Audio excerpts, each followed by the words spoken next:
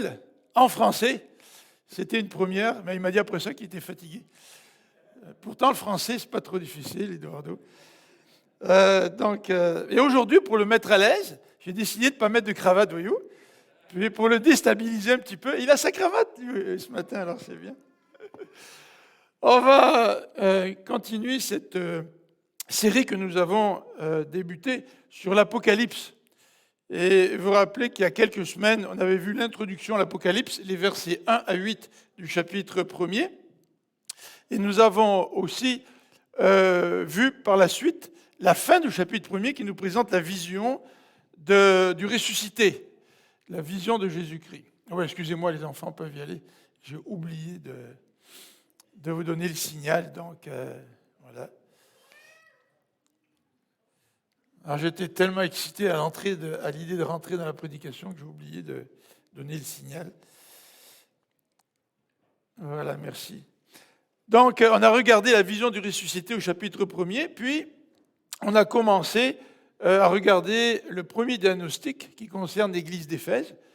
Et le Seigneur a dit, j'ai contre toi que tu as délaissé ton premier amour. Ça a été le reproche que le Seigneur fait à cette église d'Éphèse.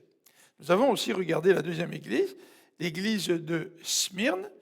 Et à cette église de Smyrne, le Seigneur l'encourage à être fidèle dans les persécutions, dans les difficultés. Et j'ai lu quelques articles de chrétiens en Ukraine qui persévèrent dans leur foi, qui s'encouragent par la lecture des psaumes de la parole de Dieu, alors qu'ils sont dans des abris.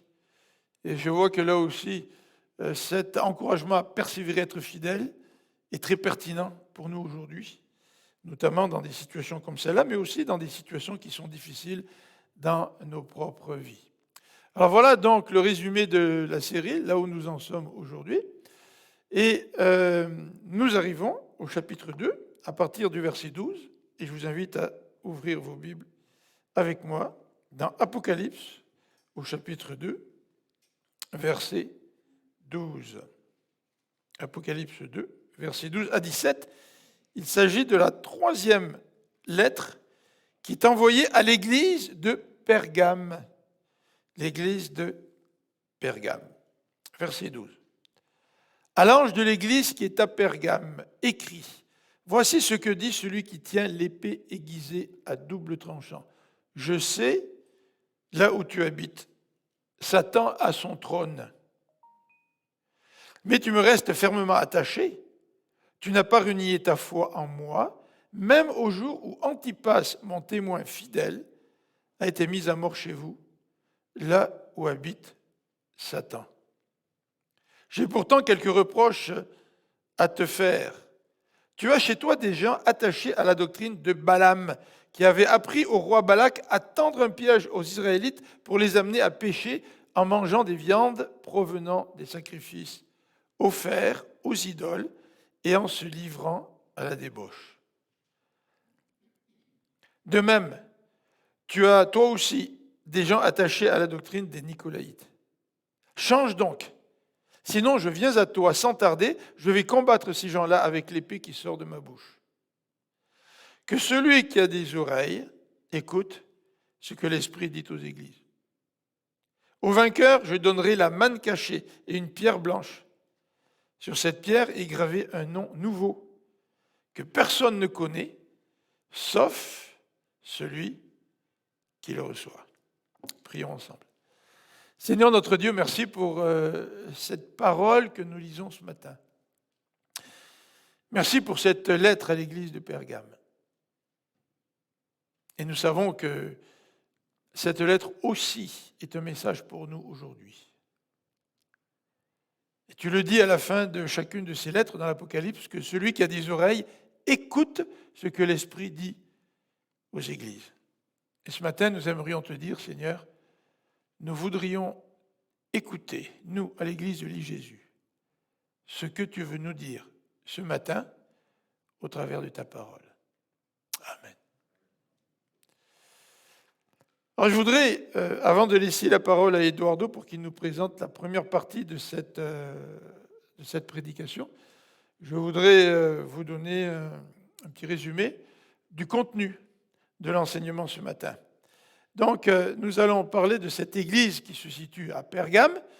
Et dans l'introduction, Eduardo va nous donner quelques petites informations sur l'église de Pergame.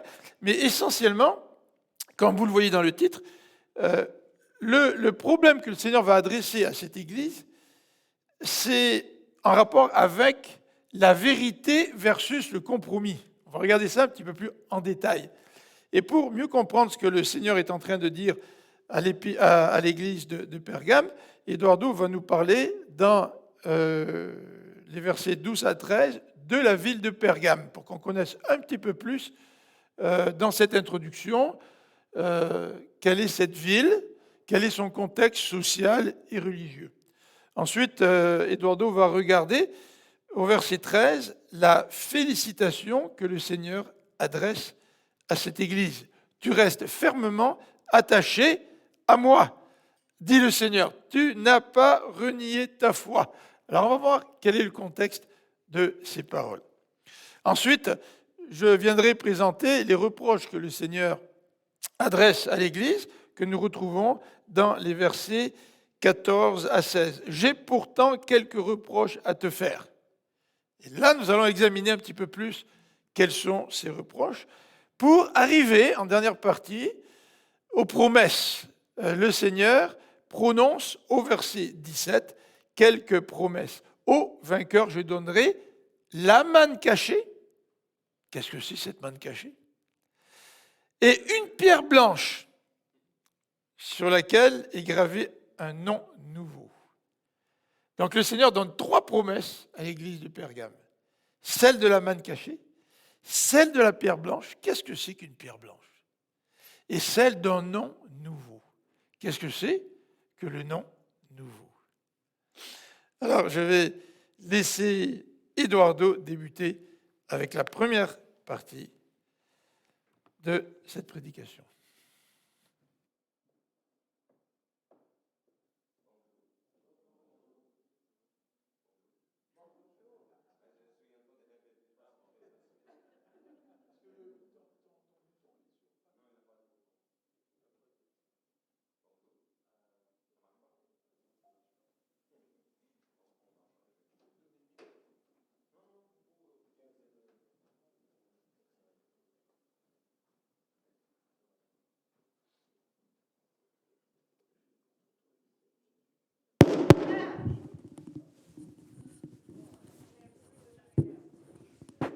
Ça marche?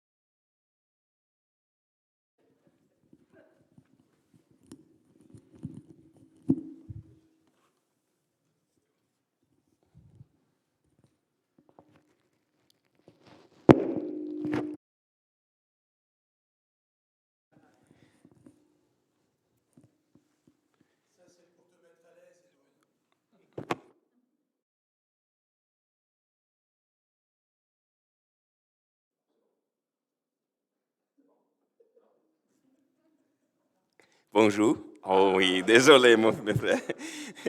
C'était seul pour... parce que je sais que c'est pas difficile de prêcher en français, donc c'est pour mettre un peu de... On parle en portugais de casser le glace. La glace. Ah oui, c'est la même expression en français. Ok, c'était seul pour casser la glace, pour être plus facile pour moi, donc pour parler en français. Mais Philippe vient de lire le texte. Et une des premières choses qu'il parle, c'est qu'il dit que l'église de Pergame, Jésus se présente comme « Voici ce que dit celui qui tient l'épée aiguisée à double tranchant ». Et quand on regarde la lettre, et quand on regarde aussi, quand nous sommes en train de lire ces informations, pour mieux comprendre la lettre, il est important de commencer de connaître un peu la ville de Pergame. Parce que nous ne connaissons pas cette ville, ce n'est pas ici proche. Et premièrement, Pergame n'était pas une ville aussi importante commercialement comme Éphèse et Smyrne, que c'était les 2 églises de dimanche, les 2 derniers dimanches. Mais cependant, il était très important en tant que centre politique et religieux. Donc, quant à sa localisation, il y a la carte ici, la carte. Oui, Pergame se situait à 90 km au nord d'Izmir et Izmir à 60 km au nord d'Éphèse, c'est-à-dire toujours un peu plus au nord. Mais, différemment des autres deux villes, il n'a pas de port, donc ce n'est pas à côté de la mer, sont 25 km de la mer. Donc c'était presque la même réalité, c'était proche des autres églises, mais il n'avait pas de port pour le bateau, etc., pour commercial. Donc c'est pour ça qu'il n'est pas si important commercialement comme les autres villes. Mais c'était une ville qui était construite sur un plateau au sommet d'une grande colline rocheuse qui s'élevait plus de 300 mètres. Donc, elle était même quelque chose d'imposante, de majestueuse, parce que c'était une chose vraiment belle de se voir. Quant à son histoire, Pergame a commencé à se démarquer après la mort d'Alexandre le Grand. Je pense toujours de parler en portugais, les noms des personnes, mais Alexandre le Grand, pour environ le 4e siècle avant Jésus-Christ. Parce que après la mort d'Alexandre le Grand, Pergame fait allégeance à l'un des généraux d'Alexandre, et celui qui contrôlait la partie occidentale de l'Asie mineure. Mais quelques années plus tard, le gouverneur de la ville se révoltait contre ce général. Et il a donné l'indépendance à la ville et a fondé le puissant royaume des Attalides, dont Pergame est devenu la capitale. C'est-à-dire, nous sommes ici environ 200 ans avant Jésus-Christ, et la ville de Pergame est devenue la capitale d'un royaume puissant à l'époque. Mais en 133, avant Jésus-Christ toujours, le roi de Pergame a légué ce royaume aux Romains. Donc, il est légué son royaume aux Romains, qui ont alors constitué la province d'Asie, et Pergame est devenue la capitale de la province, la Provence. Donc, elle est restée la capitale pendant plusieurs années, mais nous ne savons exactement quand, parce que les historiens diffèrent quant au moment où Éphèse est devenue la capitale administrative de la province. Donc, quand les lettres étaient écrites, nous ne savons pas même si Pergame était toujours la capitale ou était Éphèse. Les historiens divergent un peu et donnent les visions différentes. Mais en tout cas, Pergame était d'une grande importance politique, toujours. Et quant à l'aspect religieux, Pergame comptait de nombreux temples, Donc, c'était nombreux temples de différentes divinités, mais cependant, même si d'autres divinités avaient aussi leur temple à Pergame, 4 étaient le principal. Les cultes étaient principalement rendus à 4 divinités. Athéna, qui avait son temple au sommet de la colline de l'Acropole.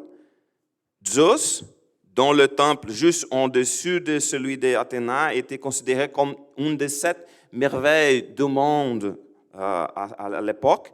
Donc, il avait dans ce temple, c'était quelque chose de grand. Il avait un impressionnant autel de 12 mètres et de haut, dont la base mesurait 37 mètres sur 34, donc c'était quelque chose de grand. Il était taillé dans les rocs de la colline. Donc l'image ici, c'est noir et blanche, donc ce n'est pas montre la vraie beauté de cet endroit, mais c'était quelque chose d'impressionnant aussi. Les 2 autres divinités principales étaient Dionysos, le dieu de la vigne et du vin. Il y a quelque chose des problèmes ici avec mon fils. Et Esculape, le dieu de la médecine, dont l'emblème était le serpent. Donc, je ne sais pas ici, mais au Brésil, les cours les études de médecine, c'est toujours avec le serpent. Oui, c'est à cause de le dieu Esculape. Il est important de souligner que Pergame était le centre du culte d'Esculape et les gens venaient se faire guérir là-bas. Donc, c'était un lieu très important à l'époque pour cette divinité. Et Pergame était le siège aussi, malheureusement, du premier temple voué au culte de l'empereur. C'était environ avant 29 avant Jésus-Christ que le temple a été construit. Ce temple a été érigé à Pergame en l'honneur d'Auguste de Rome et pour l'ensemble de la province. Donc, plus tard, aussi, un autre temple voué au culte impérial y a été bâti à l'honneur de Trajan.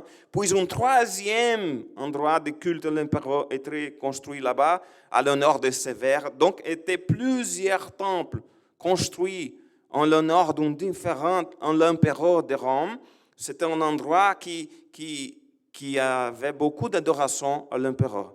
Ainsi, le croyant Pergame avait un problème similaire à celui rencontré par ceux d'Éphèse et d'Esmyrne aussi. Et malheureusement, Pergame était un bastion de religion païenne et aussi du culte de l'empereur. C'est-à-dire un environnement extrêmement difficile pour les chrétiens. Et comme Jésus s'est-il présenté, on a déjà lu dans le verset 12, il parle que c'est l'épée déguisée à double tranchant. Qu'est-ce que ça veut dire? C'est une allusion à la vision de Christ décrite dans l'Apocalypse chapitre 1, verset 16. Et à l'époque, l'épée était le symbole de beaucoup de choses et était le symbole des plus hautes autorités officielles dont un proconsul d'une province pouvait être investi. Et quel était? Le ius gladi, c'est latin, c'est-à-dire droit de l'épée, le droit de vie et de mort. Tous les proconsuls ne détiennent pas cette autorité, mais seulement les gouverneurs les plus importants de la province les plus importante. Et probablement, en raison de sa grande importance, les gouverneurs romains d'Asie devaient le détenir aussi, le droit de la vie et de la mort, l'épée. Et cette même pouvoir, par exemple, le droit de l'épée, c'était que le Ponce Pilate avait. Gouverneur de la Judée, avait au moment de la condamnation de Jésus-Christ à mort. C'est le droit de l'épée. Donc, quand on parle de l'épée, pour les chrétiens de l'époque, il vient toujours à la tête le droit de l'épée, le droit de la vie et de la mort. Mais quelle était la relation entre ces pouvoirs du gouverneur et les chrétiens? La réponse est directement liée au culte de l'empereur. Parce que à Pergame, le pouvoir politique met à mort ceux qui refusent de rendre un culte à l'empereur. Donc, Pergame était le centre de le culte de l'empereur pour toute la province. Elle était la capitale religieuse de la province. C'est un lieu vraiment difficile. C'était cette statut de capitale religieuse de la province était une statut qu'elle disputait avec Éphèse et Esmyrne. Donc, c'était toujours une dispute pour honorer Rome, pour montrer que nous sommes la capitale, le lieu plus important pour adorer l'empereur. Et pour cette raison, les autorités de la ville ne devaient pas tolérer de la part des citoyens le refus de participer au culte impérial. S'il y a dans des autres villes, il y avait des persécutions de juifs qui essayaient de faire mourir les chrétiens, etc. Ici, c'est l'autorité, le gouverneur, celui qui a le droit de l'épée dans la main, qui a commencé à faire de la persécution. Dans ces cas, être fidèle à Christ a un coût très élevé. Parce qu'il faut avoir, les chrétiens ont été forcés à faire un choix entre obéir aux autorités ou obéir au Christ. Difficile toujours. De façon générale, le chrétien est appelé à se soumettre aux autorités politiques. Nous savons, c'est dans la Bible. Mais il arrive que l'autorité politique s'oppose à celle de Christ. Et chaque fois que cela arrive, la fidélité à Christ devient coûteuse. Ce n'est pas facile. Les chrétiens de Pergame savaient qu'ils pouvaient se trouver à leur tour devant un choix qui coûtait cher à cause de leur décision de ne pas adorer l'empereur. Alors, c'était dans ce contexte de vie et de mort, de faire face à le gouverneur avec le droit de l'épée, que Christ leur rappelle qu'il détient un pouvoir de vie et de mort bien plus que celui des proconsuls romains. Parce que les proconsuls romains, oui, pour faire mourir quelques chrétiens, mais c'est Jésus qui a le vrai droit de vie et de mort. Gloire à Dieu. Lisons le verset 13 à nouveau. Je sais que là où tu habites, Satan a son trône, mais tu me restes fermement attaché. Tu n'as pas renié ta foi en moi. Même au jour où Antipas, mon témoin fidèle, a été mis à mort chez vous, là où habite Satan.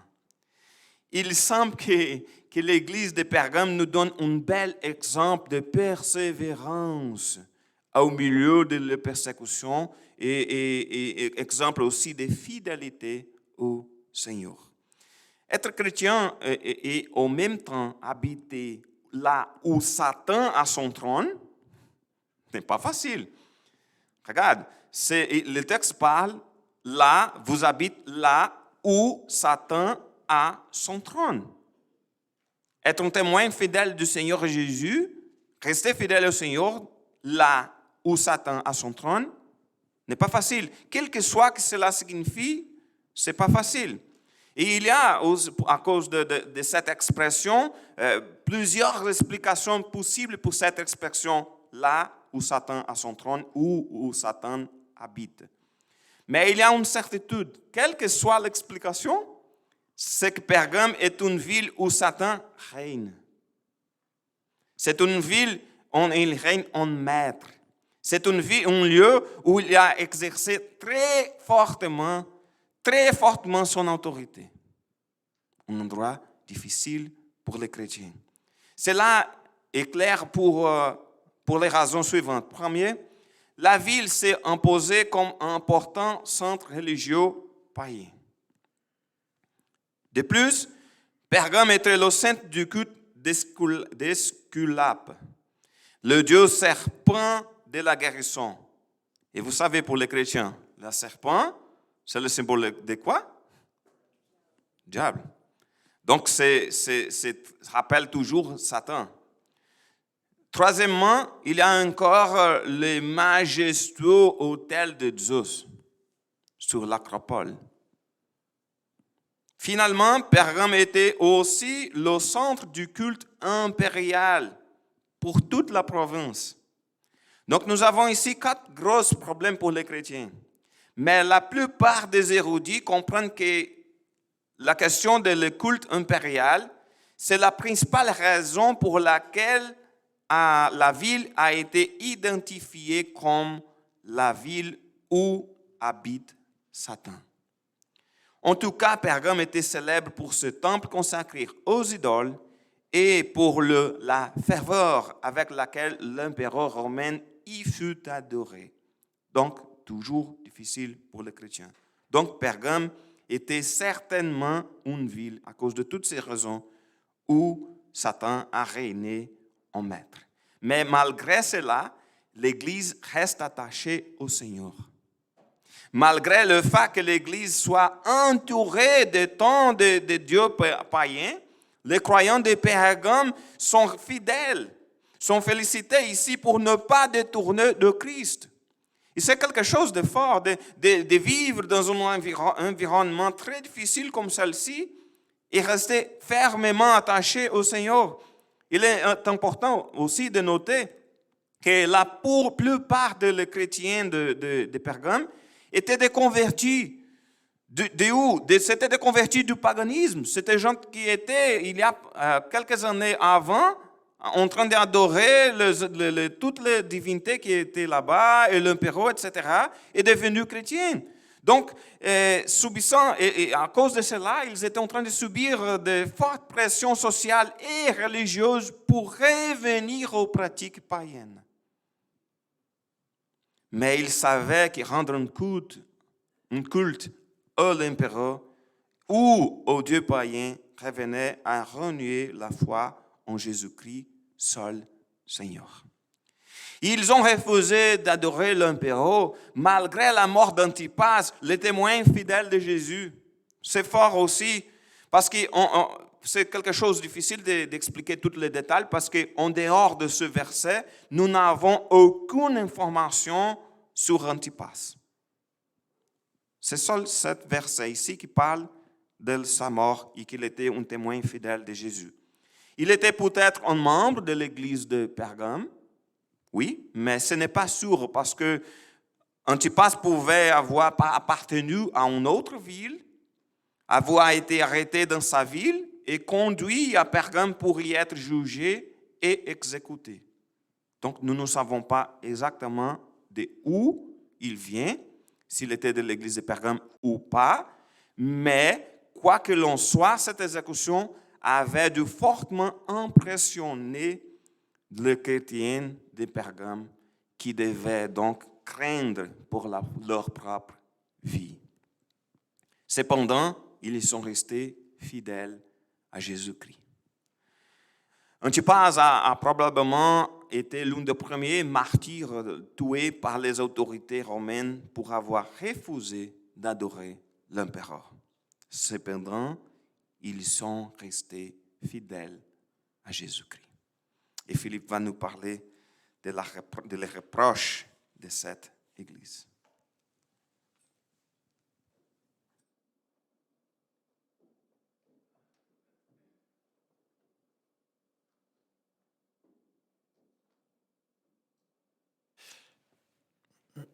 Les versets 14 à 16 nous décrivent donc les reproches que le Seigneur adresse à cette Église.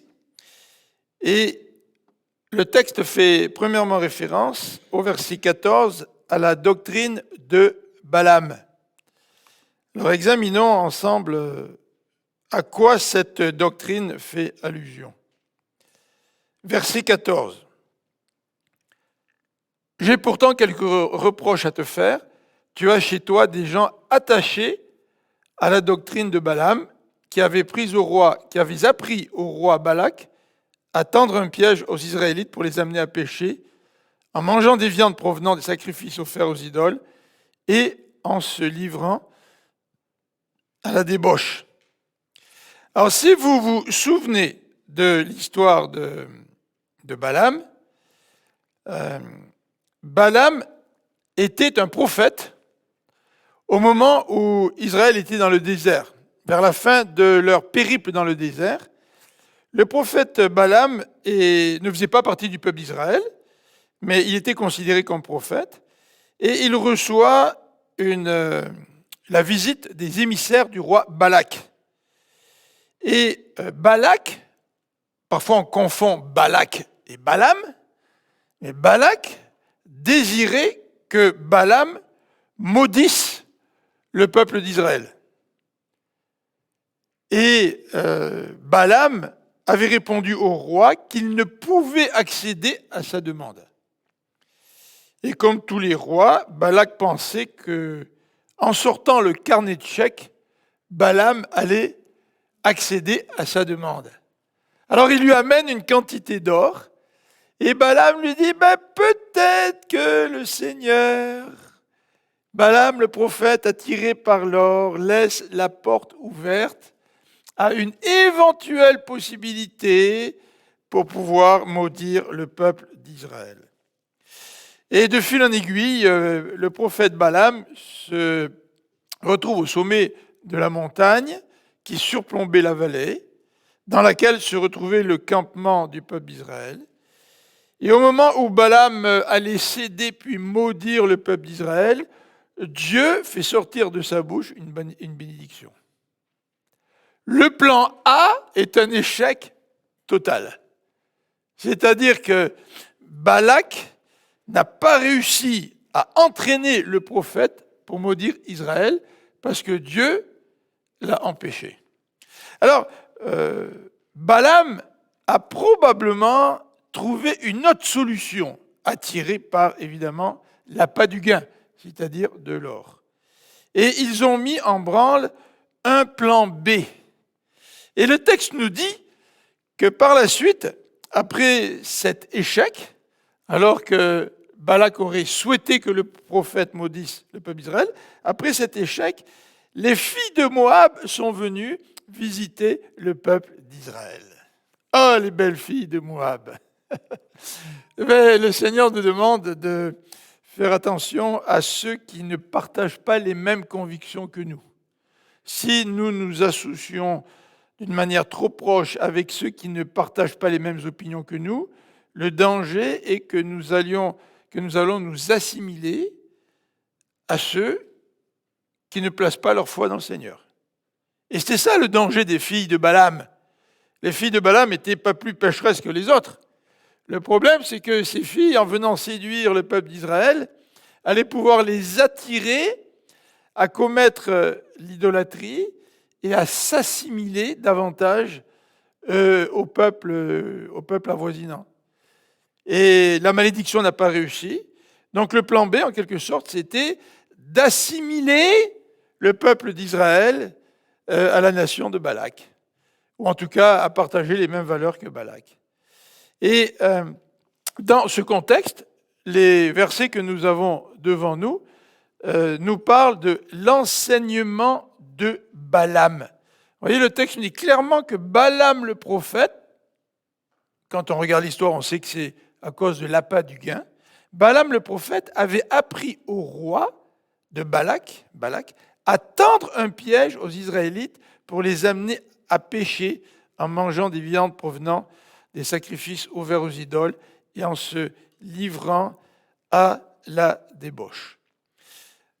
Quel est le lien avec les chrétiens de Pergame?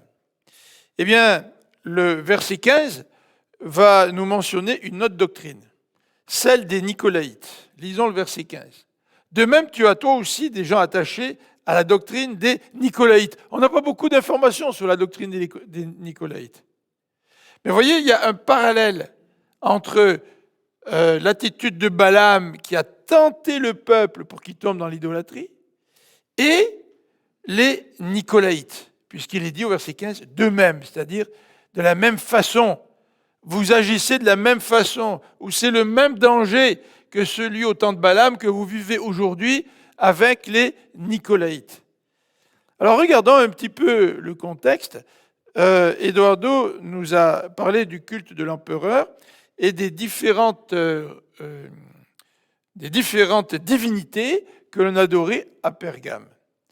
Et c'est vrai que ces divinités, ces différents cultes, pouvaient attirer les croyants pour qu'ils se détournent de Dieu, puis commettent eux aussi des idolâtries. Alors dans quel contexte?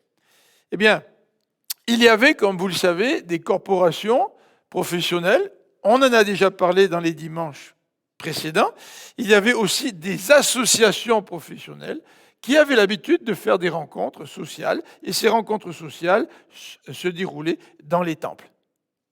Au lieu d'aller, je ne sais pas, à la Casa Grecque ou dans d'autres restaurants de ce type, eh bien, les parties 5 à 7 de Noël se faisaient dans les temples païens. Bon, on ne fêtait pas Noël à l'époque, mais vous comprenez le parallèle avec aujourd'hui. Donc, socialement parlant, c'était extrêmement difficile de résister à cette pression. Comme a dit Eduardo, il y avait une pression sociale. Aujourd'hui, on est dans une société où si tu n'acceptes pas d'aller au 5 à 7, tu n'auras pas probablement beaucoup de difficultés. Peut-être que tes collègues de travail vont te dire « Mais pourquoi tu n'es pas venu? On a eu du bon temps, tu aurais dû venir, la prochaine fois tu vas venir. » Mais ça va probablement s'arrêter là. Mais de refuser de participer à ces rencontres de corporations ou ces rencontres d'associations auxquelles tu appartenais, probablement au travers de ton métier. Là, c'était beaucoup plus grave. Comme a dit Eduardo, Pergame voulait garder le statut de capitale de la province. Donc il fallait se soumettre à ces pratiques, à ces activités religieuses. La pression était énorme. Non seulement la pression était énorme à ce niveau-là, mais le texte emploie une autre expression. Il nous dit « en se livrant à la débauche ». L'enseignement de Balaam a poussé le peuple d'Israël à la débauche.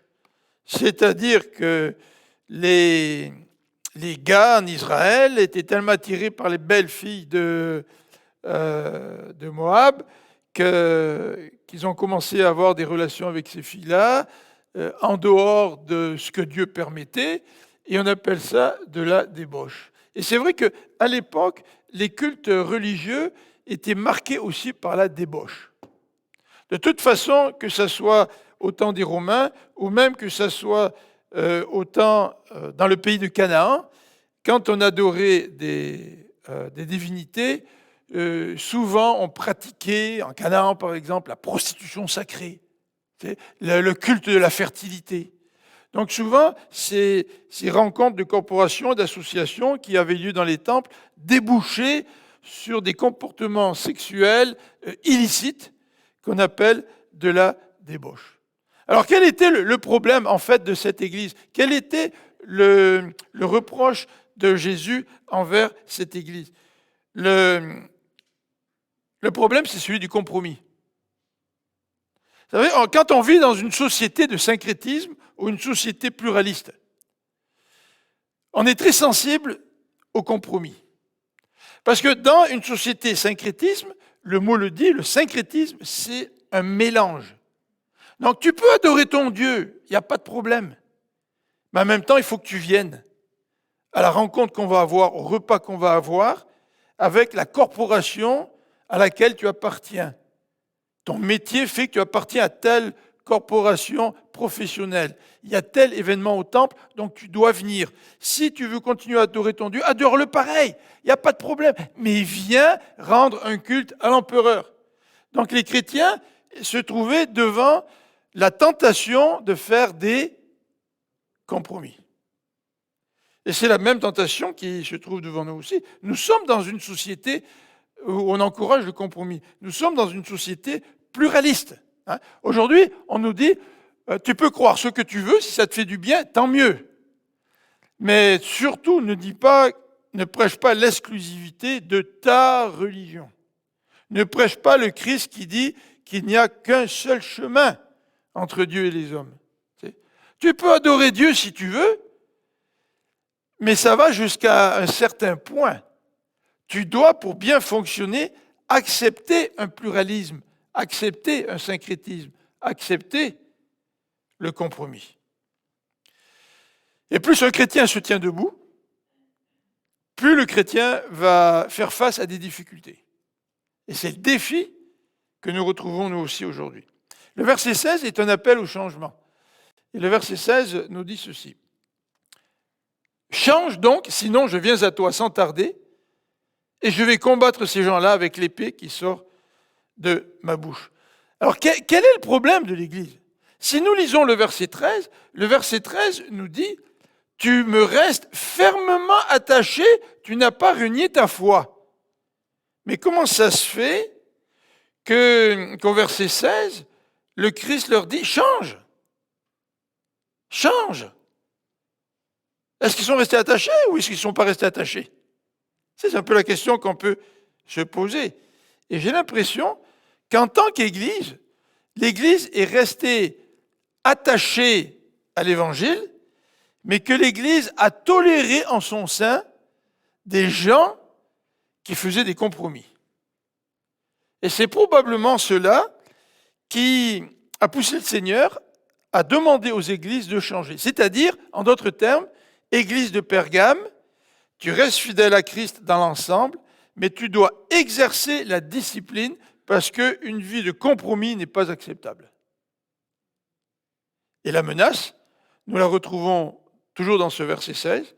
Si tu ne changes pas, c'est-à-dire si tu tombes dans le compromis que Balaam a présenté au roi Balak, comme étant la solution, le plan B, si tu tombes dans ce compromis, moi je vais venir sans tarder, puis je vais combattre. Je vais combattre tous ceux qui vivent ce compromis, et je vais le combattre avec l'épée qui sort de ma bouche. Vous savez que la parole de Dieu, nous dit l'Ancien Testament, nous dit le livre d'Isaïe, ne revient jamais à Dieu sans effet.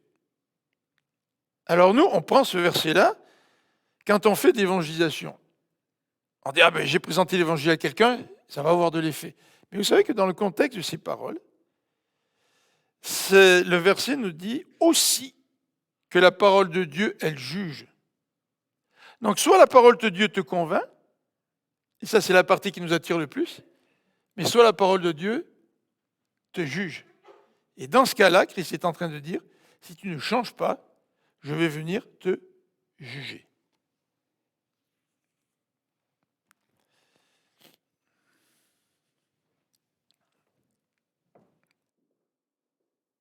C'était mieux la semaine passée qu'il n'y avait pas de menace. L'église de Smyrne. Je pense toujours, avant de parler, pour ne parler pas en portugais, c'est différent, mais l'église de Smyrne n'a pas de défauts, de reproches, il n'avait pas de menace. Mais ici, nous avons aussi la menace. Mais il y a toujours les promesses. Comme dans les autres lettres, une récompense promise au vainqueur. Lisons le verset 17. Que celui qui a des oreilles écoute ce que l'Esprit dit aux églises. Au vainqueur, je donnerai la main cachée et une pierre blanche. Sur cette pierre blanche est gravé un nom nouveau, que personne ne connaît sauf celui qui le reçoit. Je donnerai la main cachée. Mais quelle main et pourquoi cachée?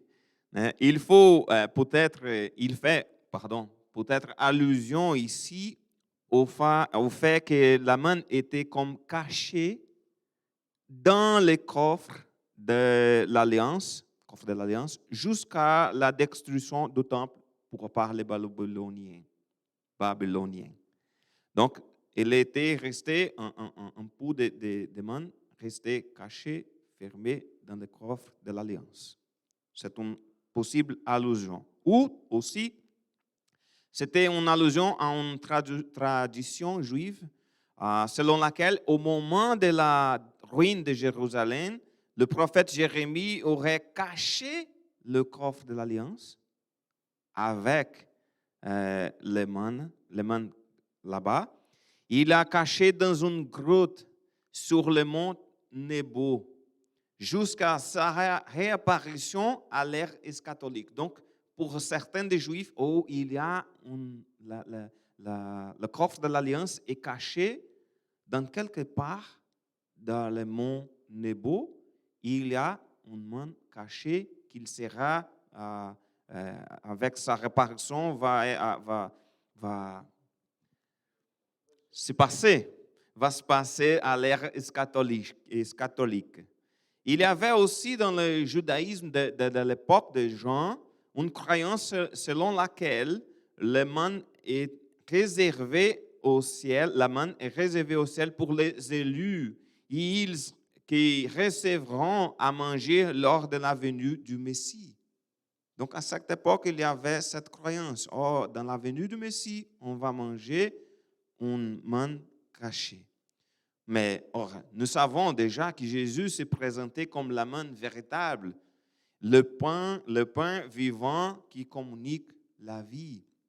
Si vous pouvez lire après, un peu plus tard, tout le chapitre 6 de Jean, va trouver là-bas plusieurs mentions à la main et Jésus en disant, OK, je suis la main.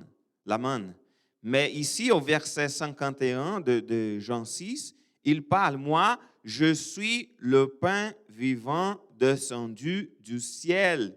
Si quelqu'un mange ce pain-là, il vivra éternellement. Donc, c'est clair que la manne est Jésus. Et probablement caché signifie simplement que ce n'est pas une manne accessible qu'aux vainqueurs. Donc, ce n'est pas accessible à tout le monde, c'est accessible aux vainqueurs. De plus, il y a ici un contraste clair entre se nourrir de la viande consacrée aux idoles et se nourrir de la manne, c'est-à-dire de Christ. Au verset 14, Jésus critique, Philippe vient de parler de ça, un piège tendu pour inciter les Israélites à manger de la viande sacrifiée. Et maintenant, verset 17, il parle de la manne. Les chrétiens s'y trouvent donc, dans ce cas, placés devant le choix de ces viandes sacrées, consacrées aux idoles, ou don de la vie en Christ.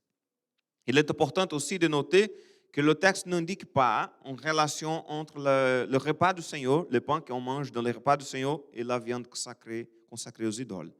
Ce n'est pas ça. C'est une comparaison entre se nourrir du Christ, ce n'est pas le pain pendant le repas du Seigneur, et se nourrir de la viande consacrée aux idoles. C'est une claire allusion au Christ. Nous cessons de vivre une vie d'idolâtrie pour vivre une vie consacrée au Seigneur. Et ainsi, nous mangeons le pain vivant qui est descendu du ciel. Mais cependant, c'est intéressant de noter aussi que la référence ici n'est pas à la vie avec Christ sur cette terre. Pourquoi? Parce qu'il parle comme un don à venir. Il parle au vainqueur, je donnerai la manne cachée. Ce n'est pas quelque chose que nous avons déjà, mais c'est quelque chose qu'on va recevoir. Ce n'est pas quelque chose que les chrétiens ont déjà, mais qui nous sera donné dans l'avenir. Ce n'est pas, c'est-à-dire que oui, nous vivons déjà avec le Christ, oui, nous sommes déjà nourris par sa parole. Le Saint-Esprit, oui, habite toujours déjà en nous, mais nous vivrons pleinement tout cela au ciel. Ce n'est pas ici. C'est quelque chose dans le futur. Nous n'aurons plus jamais faim ni soif. Nous ne manquerons de rien. Le texte dit aussi qu'au vainqueur, il donnera une pierre blanche. La pierre blanche.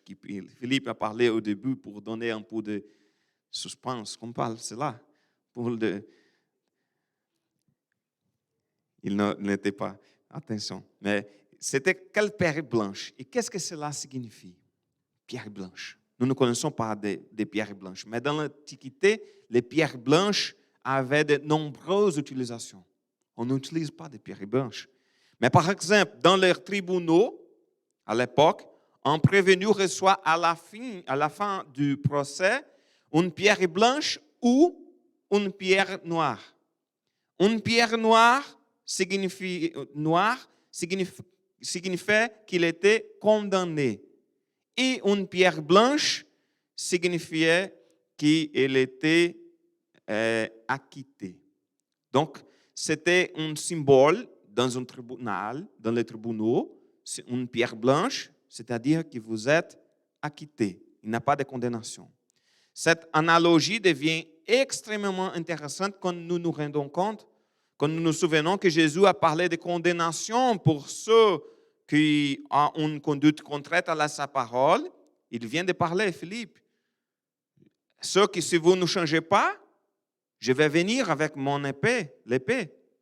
Mais il parle de condamnation, mais pour ceux qui sont attachés à sa parole, qui resteront attachés à sa parole, il va nous donner la pierre blanche. C'est-à-dire, il n'y a pas de condamnation. De plus, les vainqueurs des Jeux olympiques recevaient également des pierres blanches. Aujourd'hui, c'est une médaille d'or, mais à l'époque, c'était une pierre blanche dans laquelle était gravé leur nom aussi. C'est-à-dire, la pierre blanche avait aussi un symbole de victoire, de quelqu'un qui a gagné. Mais pour les gladiateurs, les pierres blanches avaient une signification encore plus particulière. Parce que oui, signifiait la victoire, mais une pierre blanche était donnée aux gladiateurs vainqueurs des arènes qui s'y trouvaient autorisés par la reprendre la vie civile. C'est-à-dire, ce n'est pas seulement la victoire, mais c'est-à-dire la libération de l'esclavage. Donc, toutes ces allusions, on pense, sont possibles quand on parle d'être chrétien, de la victoire en Christ Jésus, de notre libération de l'esclavage, de la victoire que nous avons en Jésus-Christ.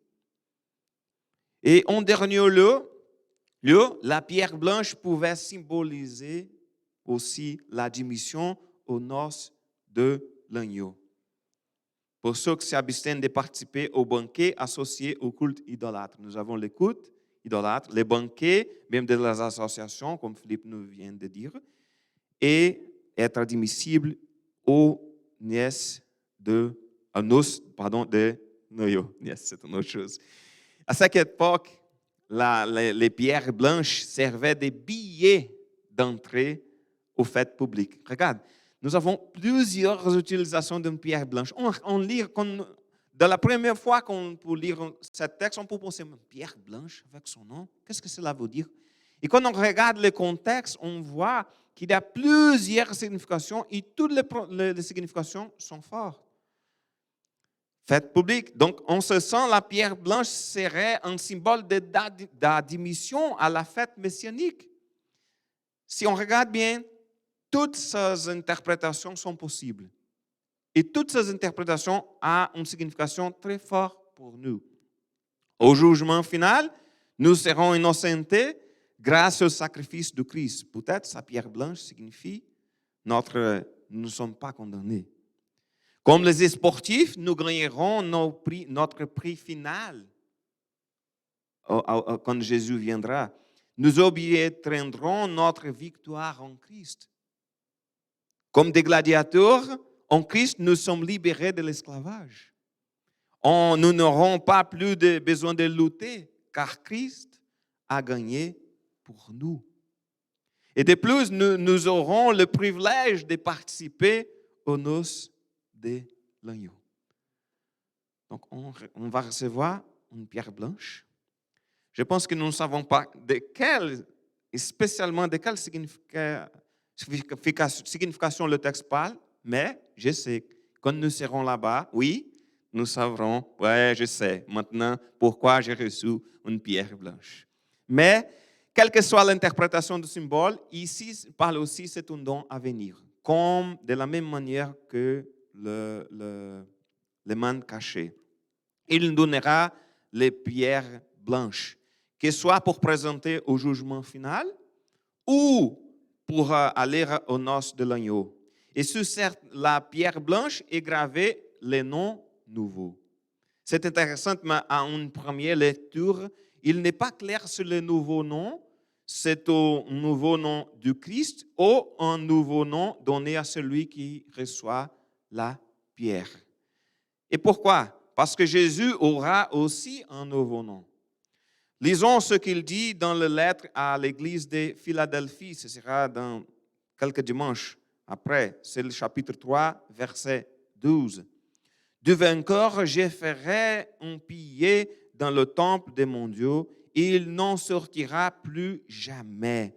Je graverai sur lui le nom de mon Dieu et celui de la ville de mon Dieu, la nouvelle Jérusalem, qui est descendue du ciel d'auprès de mon Dieu, ainsi que mon nom nouveau. C'est Jésus qui parle. Et oui, Jésus a un nom que personne ne connaît pas aussi. C'est dans chapitre 19, verset 12, au final, il dit, il porte un nom gravé qu'il est seul à connaître. Jésus a un nom que nous ne connaissons pas.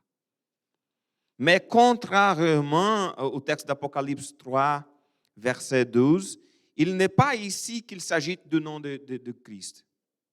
c'est vraiment ceux qui s'attachent au nom de Christ et refusent d'attribuer la divinité à un autre nom, l'empereur romain.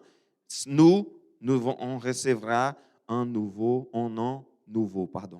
La promesse ici est faite aux vainqueurs de Pergame. Elle rappelle cette promesse de texte d'Ésaïe qui promettait un nom nouveau à ceux qui servent Dieu. Regardons, c'est Ésaïe 62, verset 2, la deuxième partie B. Et l'on t'appellera d'un nom nouveau que l'Éternel te donnera. C'est nous. Isaïe 65, verset 15. Votre nom restera dans les imprécations de mes élus. Le Seigneur l'Éternel fera que vous mouriez, mais à ses serviteurs, il donnera un nom nouveau. C'est un changement de nom qui évoque l'entrée dans une nouvelle existence. Je ne sais pas vous, mais moi, j'aime vraiment mon nom. Eduardo, pour moi, est beau, c'est un beau nom. Je suis très content du nom que mes parents m'ont donné, pour être honnête avec vous. Mais je serais encore plus heureux d'être appelé par les nouveaux noms que mon Père me donnera. De nouveaux cieux, une nouvelle terre, un nouveau corps glorieux et un nouveau nom. Et enfin, un nouveau nom que personne ne connaît, sauf celui qui le reçoit, démontre que chacun est unique devant Dieu et a une relation particulière avec lui. Dans la Bible, c'est intéressant, mais nous observons que Dieu a changé les noms de certaines personnes. Par exemple, Abraham, Sarah, Jacob, Pierre, sont des noms que Dieu a changés. Et chez chacune de ces personnes, ces changements avaient une signification très particulière. Ils représentaient quelque chose d'extrêmement important dans leur vie. Et pouvez-vous imaginer? Dieu va changer votre nom. Il va changer votre histoire. C'est un nouveau départ pour l'éternité. C'est un nouvel nom et toutes les choses sont passées, tous nos péchés, toutes nos erreurs ne seront pas là. C'est une nouvelle vie avec un nouvel nom, une nouvelle identité en Jésus-Christ. Nous aurons une nouvelle vie, une nouvelle histoire, même un nouvel corps. Et notre Dieu merveilleux, qui connaît chacun de nous particulièrement, qui veut avoir une relation personnelle avec chacun de nous, il nous donnera un nouveau nom pour lequel il nous appellera. Un nouveau nom que lui seul connaît. Amen. Philippe.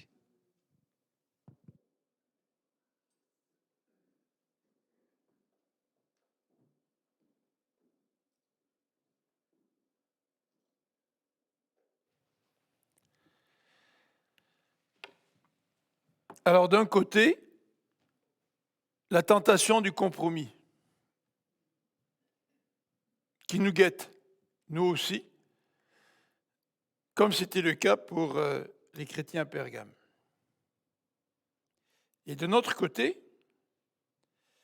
la manne cachée, la pierre blanche et le nouveau nom. Quel sera votre choix? Quel est mon choix?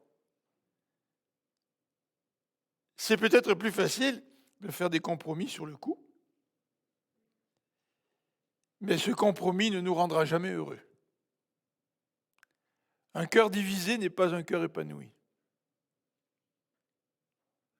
Et même si le prix à payer est coûteux, la promesse que nous fait le Seigneur est une promesse qui en vaut la peine, qui en vaut le coût.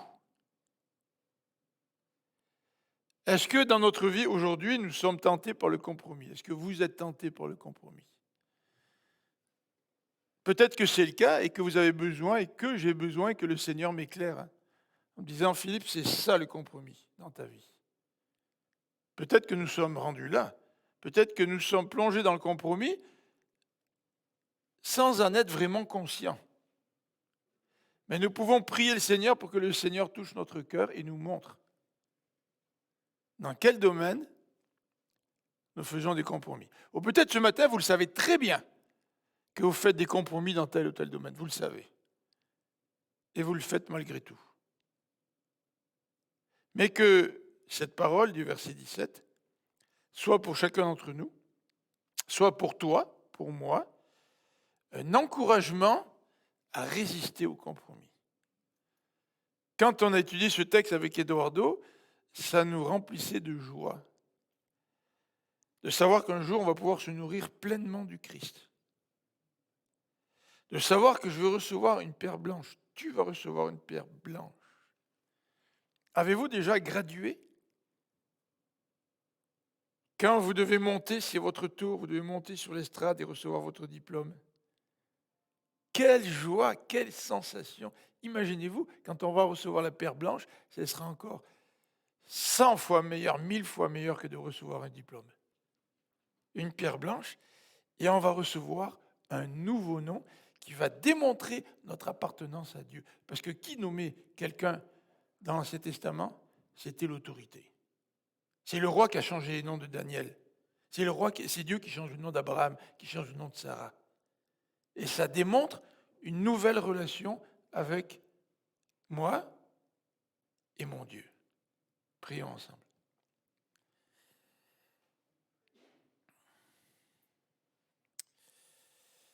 Seigneur, tu sais combien nous avons besoin de changement. Non seulement notre monde a besoin de changement, notre société a besoin de changement. Nous faisons face à tellement de problèmes qui semblent insurmontables. Et beaucoup de ces problèmes sont le fruit du péché, Seigneur. Le fruit du péché qui demeure dans notre cœur. Et nous avons besoin de changement. Nous avons besoin de renouveau. Et ça, tu nous le promets en Jésus-Christ. Seigneur, fais qu'aujourd'hui, je puisse démontrer que j'appartiens à toi en refusant le compromis, avec quoi que ce soit. Ça peut être des compromis dans mon travail, des compromis en rapport avec ma foi, des compromis avec l'argent. Et Seigneur, j'ai besoin de vivre cette vie nouvelle, de la vivre pleinement. Parce que ce n'est que cette vie nouvelle qui va vraiment répondre à toutes mes aspirations. Cette vie nouvelle qui est présentée comme la solution à ce problème qu'est le péché dans ma vie, dans notre vie, dans notre monde. Donc merci pour ces promesses, Seigneur. Cette manne cachée, cette pierre blanche et ce nom nouveau. Seigneur, préserve-nous du compromis et pardon pour le compromis que nous tolérons dans notre vie. Seigneur, que nous soyons totalement à toi. Amen. Alors je vous souhaite un bon dimanche et une bonne semaine dans le Seigneur qui vous donne sa paix, sa grâce, dans la mesure aussi où nous vivons sans compromis avec le monde. Bon dimanche.